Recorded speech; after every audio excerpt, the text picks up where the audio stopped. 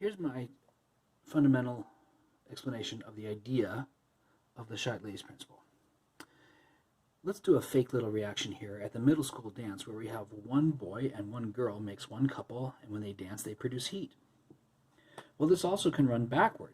If the couple breaks up, this runs in reverse and you get one single girl and one single boy.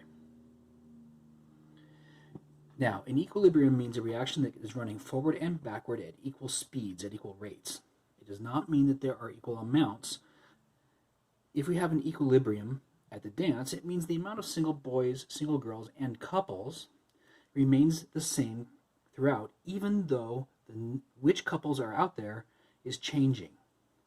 At equilibrium, couples are being formed and are breaking up at equal rates per minute, so that overall we have the same numbers of them as we ever did, but it doesn't mean that there are as many couples as single boys and girls.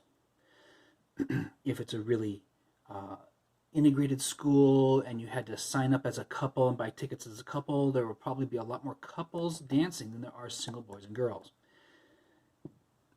If it's not that kind of dance and everybody just bought their own ticket, then everybody's really shy and you have single kids standing on the side and the number of couples dancing is very low.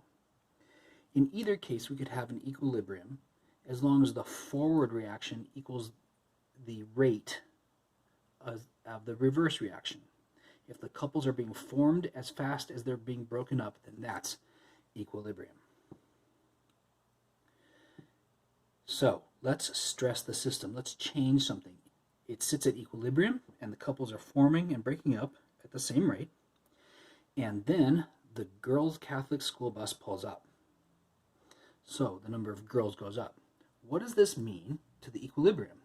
Well, do you think there will be more or fewer couples formed per minute once these girls walk in? I think it's going to be more, right?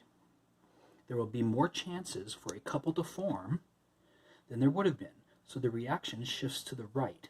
And for a while, there will be more couples formed than there are being broken up. So if we increase the number of girls, the number of couples will go up. Because more couples are dancing, the heat will go up.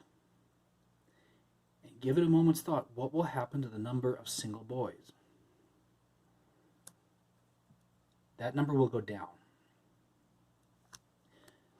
So if we increase something on the left side has a better chance to do its job, which is to make the right side. So if we give the left more of something on the left, the reaction will shift and make more of the right. That means it will also use up the other things on the left.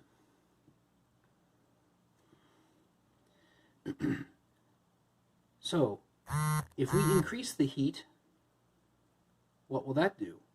Well, the heat is on the right side. If we increase something on the right side, we'll get the opposite effect of what we just said before.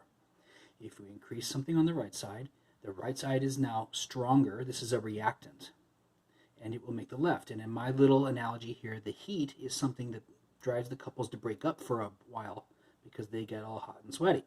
So if we give it something on the right, like the heat, this will drive the reaction to the left. What will happen to the number of boys, girls, as singles, and couples? If the reaction goes to the left, the number of single boys and girls will go up. Why did that happen? Because the number of couples went down. The number of couples, the couples broke up. So if we give it heat, the number of couples will go down because they start breaking up.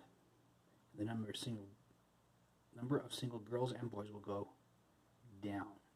Go up, go up.